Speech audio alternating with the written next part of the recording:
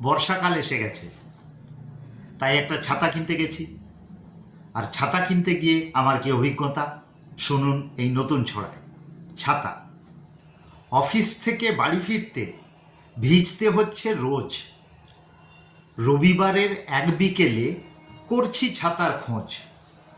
বড় একটা দোকানে গিয়ে বললাম বেশ হেঁকে, কিনবো একটা ভালো ছাতা, দিন তো একটা দেখে।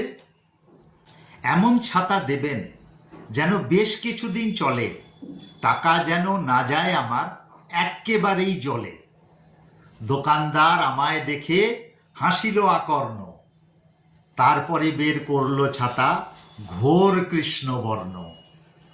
বলল এটা নিতে পারেন, ইম্পোর্টেড মাল, স্টিলের ডাঁটি, দারুণ কাপড়, চলবে চিরকাল। শুধু দেখবেন এই ছাতাটি জলে নাহি ভেজে, পোড়াবেন না জিনিসটাকে প্রখর রৌদ্র তেজে। তবেই জেনে রাখুন দাদা, চলবে জীবন ভোর, ছাতার মধ্যে শ্রেষ্ঠতম বলছি দিয়ে জোর। দোকানদারের কথা শুনে চক্ষু ছানা বড়া, মনোকষ্টে লিখে দিলাম আমার নতুন ছড়া।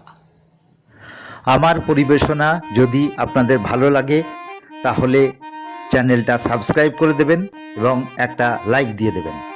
সবাই খুব ভালো থাকুন, আনন্দে থাকুন, হাসতে থাকুন, হাসাতে থাকুন।